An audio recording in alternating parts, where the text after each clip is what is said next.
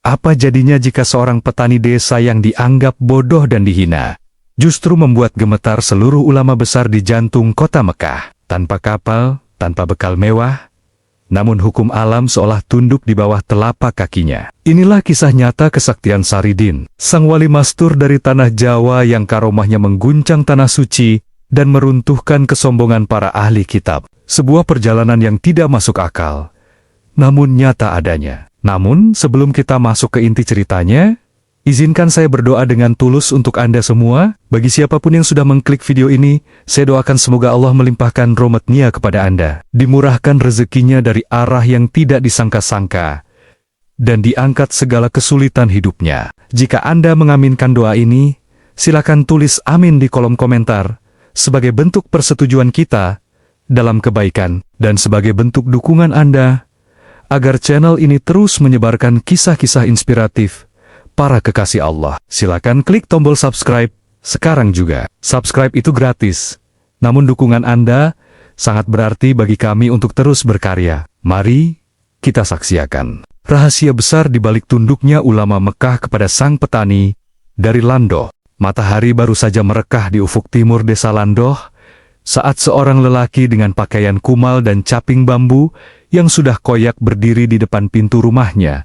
Ia adalah Saridin. Di pundaknya tidak ada tas mewah berisi perbekalan atau kantong kulit berisi dinar emas. Ia hanya membawa sebuah bumbung bambu tua dan tekad yang lebih keras dari batu karang. Penduduk desa yang melintas menatapnya dengan tatapan remeh. Mereka berbisik-bisik, mencibir bagaimana mungkin seorang petani yang setiap hari bergelut dengan lumpur sawah berani bermimpi menginjakkan kaki di tanah suci Mekah. Namun Saridin tidak bergeming. Baginya, panggilan Tuhan bukan datang kepada mereka yang mampu secara materi, melainkan kepada mereka yang terpanggil hatinya. Ia pun melangkah dengan kaki telanjang menuju pelabuhan besar, di mana kapal-kapal besar milik para saudagar dan kaum bangsawan bersiap mengarungi samudra. Di sepanjang jalan, cemoohan menjadi teman setianya. Orang-orang menertawakan impiannya yang dianggap gila. Mereka bilang, jangankan sampai ke Mekah, sampai ke pelabuhan saja mungkin ia akan pingsan karena kelaparan. Sesampainya di pelabuhan, suasana begitu riuh. Rombongan calon haji dari kalangan ningrat tampak gagah, dengan jubah sutra dan pengawalan ketat. Petugas pelabuhan yang melihat sosok Saridin langsung mencegatnya dengan kasar. Mereka mengusir Saridin, menganggapnya sebagai pengemis yang hanya akan mengotori kapal yang megah itu. Saridin hanya tersenyum tulus. Sebuah senyuman yang sulit diartikan antara kepolosan atau kekuatan batin yang tersembunyi. Ia mencoba menjelaskan bahwa ia ingin menunaikan rukun Islam yang kelima. Namun tawa petugas pelabuhan justru semakin meledak. Saat lonceng kapal berbunyi 3 kali, pertanda jangkar mulai diangkat. Kapal besar itu perlahan menjauh dari dermaga. Saridin tertinggal di pinggir pantai. Para penumpang di atas kapal melambaikan tangan dengan sombong. Bahkan ada yang berteriak menyuruh Saridin pulang saja untuk mencangkul sawah. Disinilah keajaiban pertama mulai merayap di permukaan air. Saridin tidak menangis, tidak juga marah. Ia justru meletakkan bumbung bambunya ke permukaan laut. Dengan tenang, Saridin melompat ke atas sebilah bambu kecil itu. Bagi mata orang awam, itu adalah tindakan bunuh diri. Namun, apa yang terjadi selanjutnya membuat jantung semua orang di pelabuhan seakan berhenti berdetak. Bambu kecil itu tidak tenggelam. Ia justru meluncur di atas air dengan kecepatan yang tidak masuk akal. Tanpa layar, tanpa dayung, tanpa mesin. Saridin berdiri tegak di atasnya, seolah-olah ia sedang berpijak di atas tanah yang kokoh. Deburan ombak yang besar justru seakan tunduk dan menjadi karpet merah yang mengantarkannya membelah samudra. Kapal besar yang ditenagai uap dan angin itu perlahan mulai tersusul. Para penumpang yang tadinya menghina, kini terbelalak. Mereka melihat seorang lelaki berpakaian compang-camping melesat melewati kapal mereka, dengan wajah yang begitu damai. Seolah-olah, jarak ribuan mil hanyalah sejengkal langkah kaki. Angin kencang yang menghantam kapal sama sekali tidak menyentuh baju Saridin. Ia melaju, menembus kabut, melintasi badai, hingga sosoknya hilang di telan cakrawala, meninggalkan rasa takut dan takjub di hati mereka yang melihatnya. Berhari-hari perjalanan dilalui di tengah laut lepas. Saat kapal besar itu akhirnya bersandar di pelabuhan Jeddah, setelah menempuh perjalanan yang melelahkan, para penumpang turun dengan tubuh yang letih dan wajah yang kusam. Namun, alangkah terkejutnya mereka saat melihat di dermaga sudah duduk seorang lelaki yang sangat mereka kenali. Saridin sedang asyik memakan sisa bekalnya dengan tenang, seolah-olah ia sudah sampai di sana sejak berhari-hari yang lalu. Kehadirannya menjadi teror bagi logika manusia. Bagaimana mungkin seorang manusia biasa bisa menempuh perjalanan lintas benua hanya dengan sepotong bambu dalam waktu yang begitu singkat? Kegemparan mulai menjalar ke kota Mekah. Kabar tentang adanya orang Jawa yang sakti dan aneh mulai terdengar hingga ke telinga para penjaga keamanan Masjidil Haram. Saridin masuk ke tanah suci dengan gaya yang tetap sama apa adanya. Baginya, kebesaran Tuhan tidak diukur dari megahnya kain yang menempel di badan. Namun, kesederhanaannya justru menjadi bumerang. Di tengah kerumunan jamaah yang tertib, perilaku Saridin yang sering berbicara sendiri dengan alam dan cara sholatnya yang sangat khusyuk, namun terlihat berbeda dari pakem biasanya, mulai memancing kecurigaan. Para petugas kebersihan dan keamanan masjid menganggap Saridin sebagai orang gila yang tersesat. Suatu ketika, di depan Ka'bah yang agung, Saridin melakukan sesuatu yang membuat gempar. Di saat orang-orang berebut menyentuh Hajar Aswad dengan kekerasan dan saling sikut, Saridin justru berdiri diam di kejauhan. Ia seolah-olah sedang berdialog dengan bangunan suci itu. Tiba-tiba, hembusan angin yang sangat kencang muncul secara misterius di sekitar Saridin, membuat orang-orang di sekitarnya terdorong mundur, seolah-olah ada dinding gaib yang melindungi kesunyian doanya. Kejadian itu dianggap sebagai gangguan keamanan. Para serdadu Arab yang bertubuh besar segera mengepung Saridin. Mereka menganggap Saridin menggunakan sihir atau ilmu hitam di tanah suci, sebuah tuduhan yang sangat berat dan mematikan. Saridin tidak melawan saat lengannya dicengkeram kuat oleh para penjaga. Ia hanya menatap langit sambil bergumam bahwa perjalanan yang sesungguhnya baru saja dimulai. Ia diseret menuju ruang tahanan di bawah tanah untuk diinterogasi oleh Dewan Ulama. Di dalam sel yang gelap dan dingin, Saridin justru terlihat sangat bahagia. Baginya, penjara atau istana adalah sama saja, karena dimanapun ia berada, ia merasa selalu berada di pelukan Tuhannya. Namun, para penguasa Mekah tidak akan membiarkannya begitu saja. Mereka merasa otoritas mereka terancam oleh keberadaan orang asing yang memiliki kekuatan di luar nalar ini. Mereka bersiap untuk melakukan sebuah sidang besar, sebuah pengadilan yang tujuannya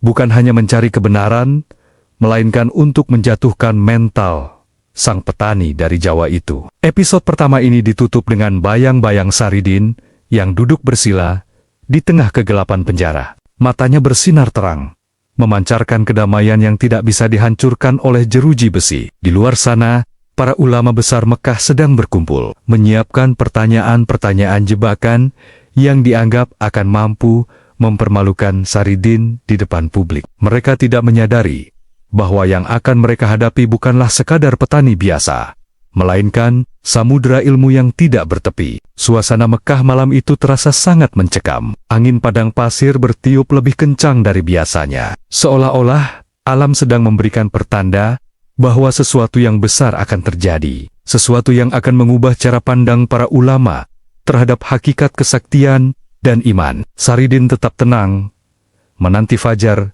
yang akan membawanya ke depan meja pengadilan, di mana kesaktian spiritualnya akan diuji habis-habisan di jantung peradaban Islam.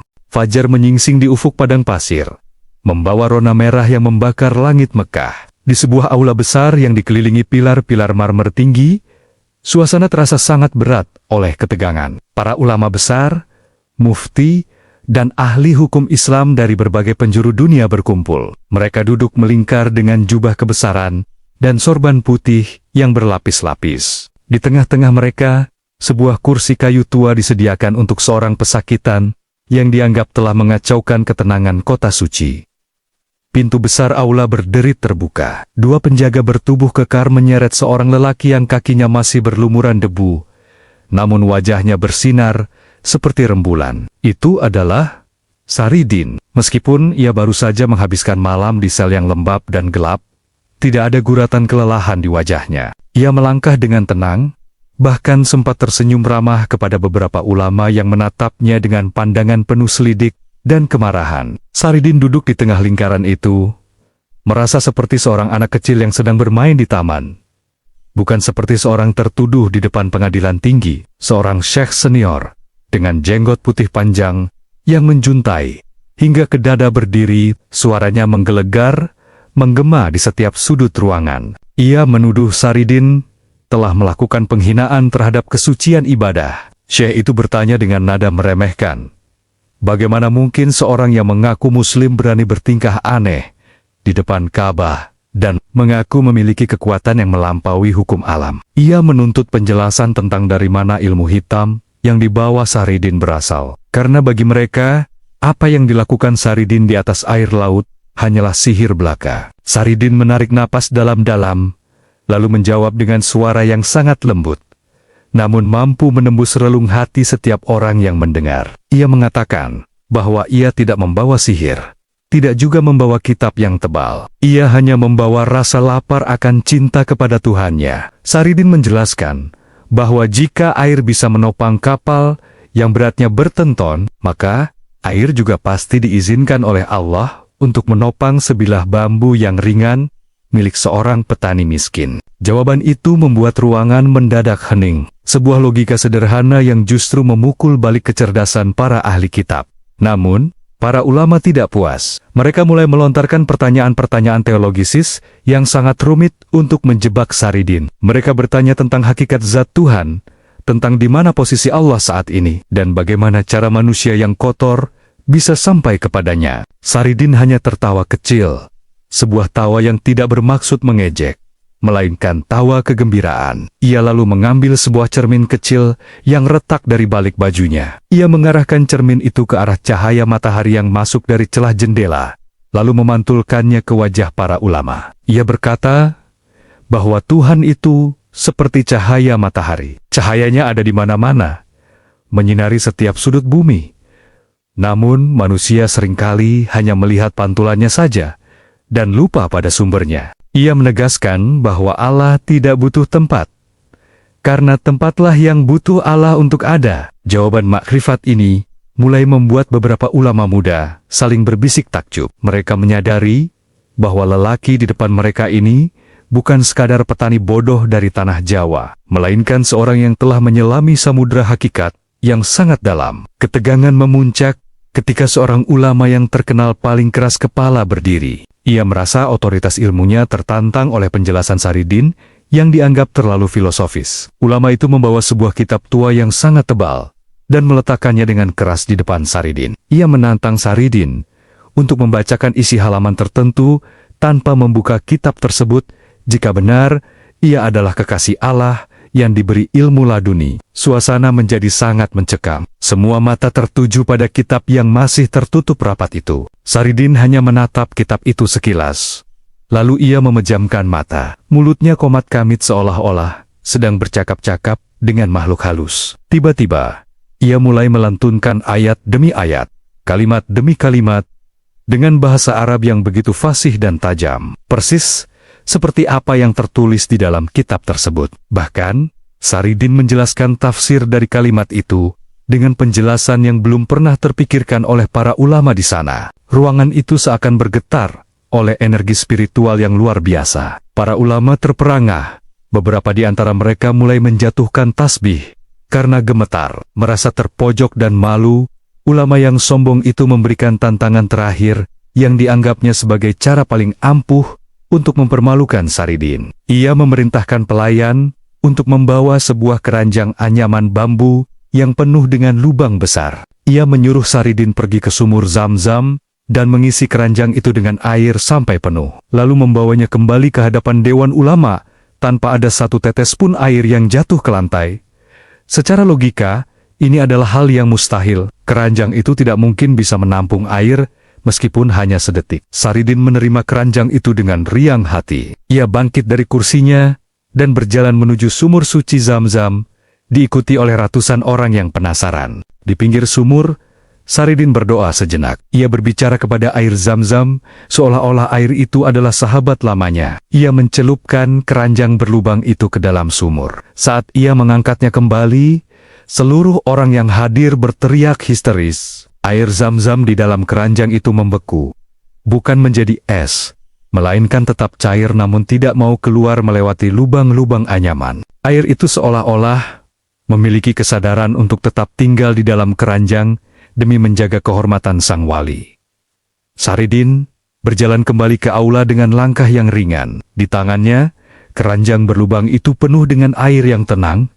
Permukaannya berkilauan terkena sinar matahari. Tidak ada satu tetes pun yang jatuh membasahi lantai marmer masjid. Para ulama yang tadinya berdiri tegak dengan kesombongan, kini mulai lunglai. Lutut mereka lemas melihat mukjizat di depan mata kepala mereka sendiri. Saridin meletakkan keranjang itu di depan ulama yang tadi menantangnya. Ia mempersilahkan ulama itu untuk meminum air dari keranjang yang mustahil itu. Saat itulah, dinding kesombongan di dalam aula itu runtuh seketika. Sek senior yang tadi paling keras menuduh Saridin, langsung bersujud syukur dan menangis terseduh-seduh. Ia menyadari bahwa ia telah mencoba mengadili samudra dengan menggunakan sebuah gayung kecil. Mereka semua tertunduk malu, menyadari bahwa pakaian kebesaran mereka tidak ada artinya dibandingkan dengan kesucian hati sang petani dari Landoh. Namun, di tengah suasana haru itu, sebuah perintah mendadak datang dari penguasa tertinggi Mekah, Syarif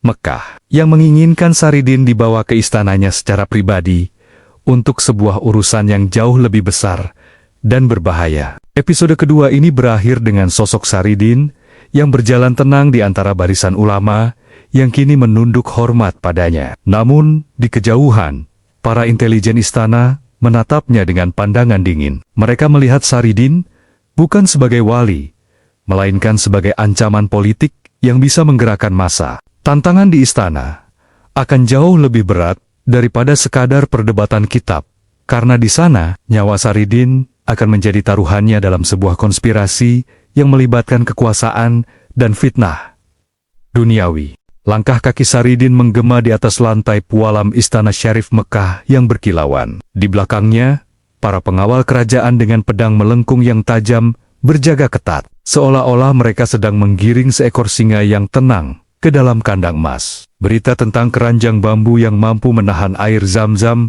telah menyebar secepat angin padang pasir, menembus dinding-dinding tebal istana dan sampai ke telinga sang penguasa. Namun, bagi penguasa, karomah bukanlah sekadar keajaiban, melainkan sebuah ancaman terhadap kemapanan otoritasnya. Syarif Mekah duduk di singgasananya yang megah, dikelilingi oleh para penasihat politik yang bermata licik. Di mata mereka, Saridin adalah sosok asing dari tanah Jawa yang terlalu populer di kalangan rakyat jelata. Mereka khawatir pengaruhnya akan melampaui perintah sang raja. Saat Saridin tiba di hadapan singgasana, ia tidak bersujud sebagaimana mestinya seorang rakyat menghadap raja. Ia hanya menangkupkan kedua tangannya di dada dengan senyum yang tetap tulus. Sebuah tindakan yang dianggap sebagai pembangkangan oleh para punggawa istana. Suasana di dalam aula istana itu mendadak mendingin. Sang penguasa menatap Saridin dengan pandangan yang tajam, mencoba mencari celah ketakutan di mata sang petani. Namun yang ia temukan hanyalah kedamaian yang tak tergoyahkan. Sang raja pun mulai bicara dengan suara yang berat dan berwibawa. Ia mengatakan bahwa jika benar Saridin adalah seorang kekasih Tuhan,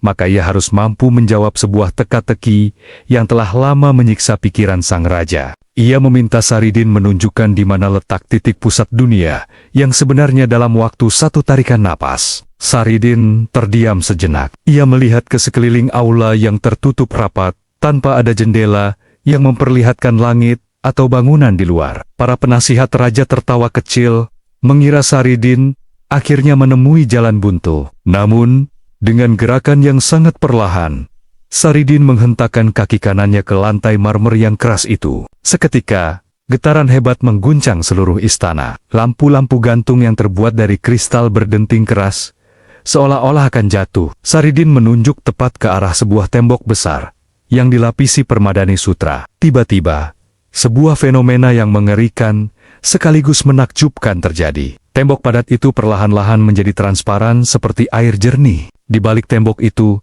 nampaklah Ka'bah yang agung berdiri dengan gagahnya.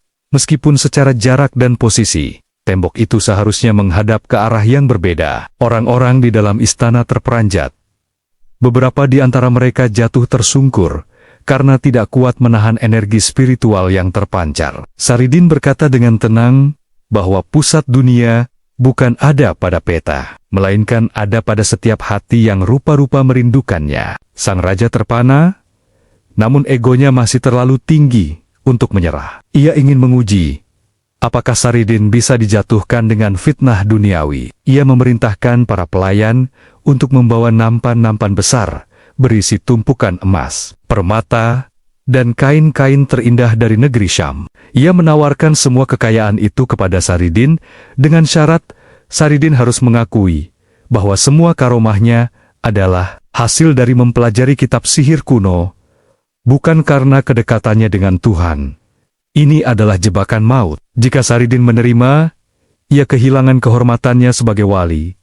Jika ia menolak dengan kasar, ia dianggap menghina pemberian raja. Saridin menatap tumpukan emas itu, seolah-olah itu hanyalah gundukan kotoran ayam di sawahnya. Ia kemudian meminta izin untuk mengambil segenggam pasir dari halaman istana. Ia menggenggam pasir itu erat-erat, lalu meniupnya dengan lembut. Di depan mata sang raja dan para menterinya, butiran pasir di tangan Saridin berubah menjadi berlian yang jauh lebih murni dan berkilau daripada semua harta yang ada di nampan raja. Saridin melepaskan berlian-berlian itu ke lantai begitu saja, membiarkannya berserakan seolah tidak berharga. Ia berkata bahwa bagi orang yang sudah mencicipi manisnya iman, emas dan pasir tidak ada bedanya. Kemarahan mulai merayap di wajah sang raja karena merasa dipermalukan oleh kesederhanaan Saridin. Ia lalu memanggil seorang algojo paling bertenaga yang memegang sebuah gada besi yang sangat besar. Sang raja memberikan perintah yang kejam. Ia ingin melihat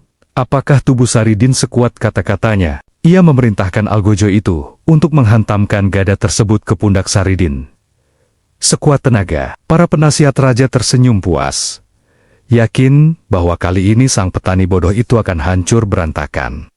Algojo itu maju dengan langkah yang berat. Ia mengangkat gada besinya tinggi-tinggi di atas kepala. Dengan teriakan yang menggelegar, ia menghantamkan senjata mematikan itu tepat ke arah pundak Saridin yang tampak ringkih. Bunyi dentuman keras terdengar memenuhi ruangan, namun yang terjadi sungguh di luar akal sehat. Gada besi itu patah menjadi dua bagian, seolah-olah baru saja menghantam gunung baja yang tak terlihat. Sementara Saridin bahkan tidak berkedip sedikit pun. Ia justru menoleh ke arah algojo itu dengan tatapan kasihan, menanyakan apakah tangan sang algojo sakit karena memukulnya terlalu keras. Keheningan yang mencekam kembali menyelimuti istana. Sang raja kini mulai gemetar. Ia menyadari bahwa ia bukan sedang berhadapan dengan seorang pemberontak, melainkan sedang berhadapan dengan hukum Tuhan yang mewujud dalam diri seorang manusia. Namun, di tengah ketakjuban itu, muncul seorang menteri yang paling licik. Ia membisikkan sesuatu ke telinga raja tentang cara terakhir untuk melenyapkan Saridin tanpa harus menyentuh fisiknya. Ia mengusulkan sebuah ujian yang melibatkan kesucian diri, sebuah fitnah yang dirancang untuk merusak reputasi Saridin di mata seluruh jamaah haji yang ada di Mekah. Menteri itu menuduh Saridin telah mencuri rahasia terbesar yang tersimpan di dalam sumur Zam-Zam. Sebuah rahasia yang konon bisa membuat seseorang hidup selamanya. Ia memprovokasi massa bahwa Saridin ingin menandingi kekuasaan Tuhan dengan mencuri keabadian. Fitnah ini dengan cepat menyebar keluar istana, membuat orang-orang yang tadinya memuja Saridin menjadi ragu dan penuh curiga. Saridin yang berada di tengah kepungan fitnah hanya tersenyum simpul. Ia tahu bahwa ujian terberat bagi seorang pejalan spiritual bukanlah rasa sakit fisik, melainkan hilangnya kepercayaan dari orang-orang yang dicintainya. Episode ketiga ini ditutup dengan pemandangan dramatis, di mana Saridin berdiri sendirian di tengah alun-alun kota Mekah yang mulai riuh dengan teriakan kemarahan massa yang terhasut fitnah istana. Di belakangnya, matahari mulai terbenam, memberikan bayangan panjang yang seolah-olah menelan seluruh kota. Saridin mengangkat kedua tangannya ke langit, bersiap memberikan sebuah pembuktian terakhir yang akan membungkam semua fitnah tersebut selamanya. Namun, di saat yang sama, sekelompok pasukan berkuda bersenjata lengkap mulai bergerak mendekat dengan perintah untuk menangkap Saridin hidup atau mati. Langit Mekah mendadak berubah menjadi warna jingga yang pekat, seolah-olah semesta sedang menahan napas menyaksikan kezaliman yang sedang berlangsung. Di tengah alun-alun, pasukan berkuda dengan pedang terhunus mengepung sosok Saridin yang tampak sangat kecil di hadapan angkuhnya kekuasaan istana. Massa yang terhasut fitnah mulai melemparkan kata-kata nista, menuduh sang wali sebagai pencuri rahasia Tuhan. Namun, di tengah kegaduhan itu, Saridin justru duduk bersila dengan mata terpejam. Ia tidak merasa takut, karena baginya tidak ada tempat bersembunyi yang lebih aman selain di dalam asma Allah.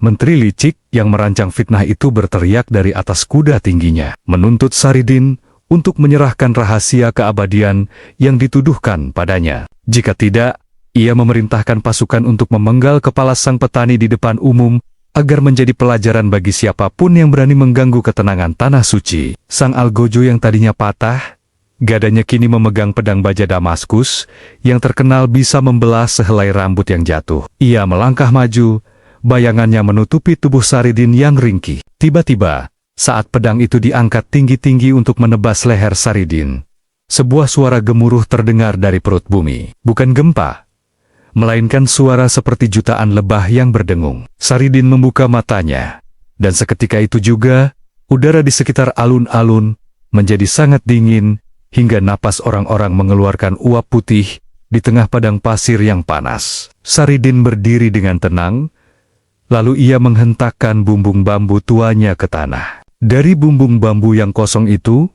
memancar cahaya putih yang sangat menyilaukan, membuat seluruh pasukan berkuda terjatuh dari pelananya, karena kuda-kuda mereka ketakutan. Saridin berbicara dengan suara yang tidak keras, namun terdengar jelas di telinga setiap orang, bahkan sampai ke pelosok gang-gang sempit di Mekah. Ia mengatakan bahwa rahasia keabadian yang mereka cari tidak ada di dalam sumur, tidak ada di dalam istana, dan tidak ada di dalam emas. Rahasia itu adalah kematian sebelum mati, yaitu membunuh ego dan kesombongan di dalam dada. Saat ia mengucapkan kalimat itu, debu-debu di alun-alun mulai berputar membentuk pusaran kecil di sekelilingnya, mengangkat tubuh Saridin beberapa jengkal dari tanah. Sang menteri yang licik mencoba memacu kudanya untuk menerjang Saridin. Namun, langkah kudanya terhenti, seolah-olah menabrak dinding yang tak kasat mata. Saridin menatap sang menteri dengan tatapan penuh pengampunan. Ia kemudian mengambil segenggam air dari bumbung bambunya dan memercikannya ke arah massa yang beringas. Ajaibnya, setiap orang yang terkena percikan air itu mendadak merasa hatinya sejuk dan kebencian mereka luntur seketika. Fitnah yang tadi membakar emosi mereka padam, layaknya api yang disiram air es. Mereka yang tadi mencaci kini tertunduk malu, menyadari betapa mereka telah dibutakan oleh hasutan duniawi. Syarif Mekah yang menyaksikan kejadian itu dari balkon istananya merasa lututnya bergetar. Ia segera turun dan berlari menuju alun-alun tanpa pengawalan ketat. Sang penguasa kini bersimpuh di depan Saridin, melepaskan mahkota dan kemegahannya. Ia memohon maaf atas segala ujian dan fitnah yang telah ditimpakan kepada sang wali dari Jawa. Sang raja menyadari bahwa kedudukan dunianya sama sekali tidak ada artinya di hadapan kemuliaan jiwa seorang hamba yang tulus. Ia menawarkan Saridin untuk tinggal di Mekah selamanya, menjadikannya penasihat agung kerajaan dengan fasilitas termewah yang pernah ada. Namun, Saridin hanya tersenyum tulus. Ia menolak semua tawaran itu dengan cara yang sangat sopan. Ia mengatakan bahwa tugasnya di tanah suci telah usai. Rindu pada tanah kelahirannya, pada bau lumpur sawah di desa Landoh, dan pada kedamaian yang sederhana, jauh lebih kuat daripada godaan emas di tanah Arab.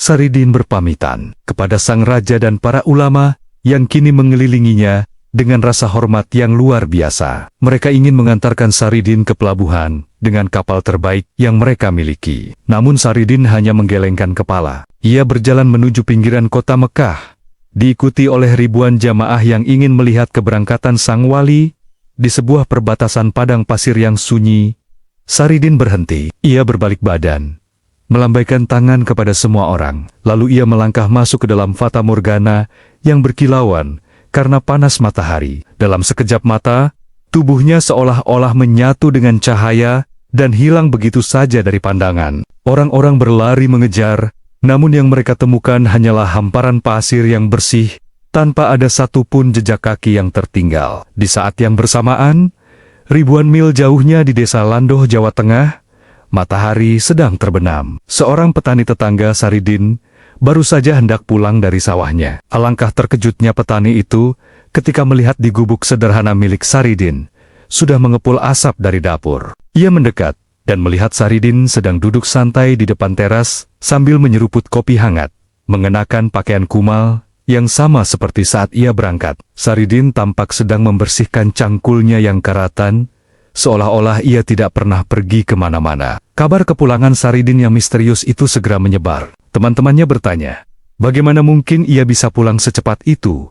Padahal rombongan haji yang menggunakan kapal uap paling cepat pun baru akan sampai berbulan-bulan lagi. Saridin hanya menjawab dengan guyonan khasnya, bahwa ia tadi hanya mampir sebentar ke masjid sebelah untuk salat asyar. Ia tidak pernah memamerkan karomahnya.